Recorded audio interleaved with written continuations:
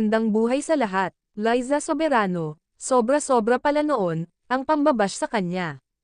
Nung sa iya'y piliin na gumanap, bilang Alexandra 13.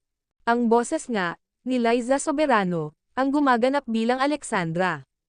At sobra-sobra pala, ang natatanggap ng dalaga, na negative na komento noon, sa kanya. Porket di daw bagay sa kanya, ang mag-dub.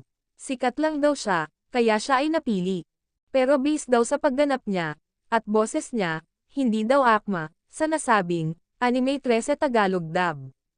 Ganito talaga ang mindset, ng ibang kapwa Pinoy.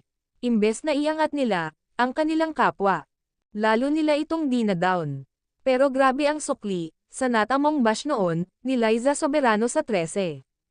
At sa ibang bansa pa na-recognize, ang galing nito, sa pagganap ng 13. Nakilala nga si Liza Soberano, at naimbitahan, ng Crunchyroll Anime Awards, sa Tokyo, Japan, para isa sa mga nagbigay, ng awards, sa mga gumanap, at nagdub sa mga anime role. Ito na ang kasabihan, kapwa mo, di ka ma-appreciate, pero ang ibang tao, ang nakakakita, ng tunay mong galing.